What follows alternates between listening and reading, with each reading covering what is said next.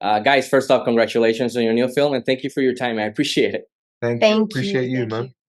Sophia, loved your character, Cora. You're the heart and soul of the film, and you also kicked ass action wise. I've seen you before doing great action sequences, but what most impressed me were those moments of emotion and silence and just your expression and your eyes, especially in slow motion. So I wanted to ask you, as an actor, how fun was it to not only be able to play with the physical aspect of your role in Rebel Moon, but also concentrate on the emotional side of Korra and her arc? I thank you for highlighting that, because, as you know, when I danced and before I acted, I always danced from a place of storytelling, from a place, from an emotion. It was never a matter of steps. And the kind of dancing that I was brought to do, and the tours that I've been on, and I've been blessed to be working with artists that always gave me a story to defend. And in that way, I've always felt like a storyteller. But in this particular one, I just felt so grateful that the person who's giving me such badass scenes to portray and to execute also had way more depth for the character to exist, and for more dimension for her to exist. And when I say her, is because I mean, I haven't been given the chance, that much of a chance, to execute a character who has so many layers. And so this, I do not take this one for granted at all. And it's important, and love so much that Zach thought about this character for it to be a woman.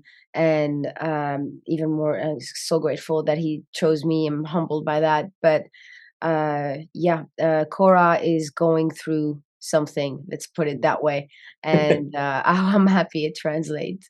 And you were To you. you were fantastic in it, and it shows on screen. Ed, Jesus, man, I wanted a good, decent villain for this, but you gave me a great one. You reminded me of villains such as Darth Vader or Thanos, guys that got out of their ship and you knew shit was gonna hit the fan. So I wanted to ask you, what kind of talk a little bit about what kind of preparation, especially mentally, did you do to become Atticus Noble? And did Zach gave you space to kind of create some sort of emotional background for him? Yeah, Zach gave me, I think the greatest thing about Zach is he fills you up with all this information about the character, all this backstory, um, more than I've ever had for any character before. Um, as well as I think that I had more in the screenplay than any antagonist I've ever played before. But then also he gives you all of this space to create and make things new. Um, and there's many things in there, lines and physical things that were my choice. It's interesting to talk about how to create somebody such as Atticus Noble.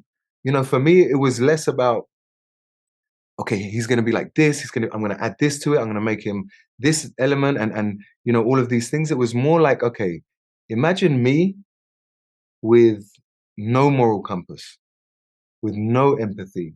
If I strip away all of this, which is such a big part of me, then what, or even us humans, what are we left with?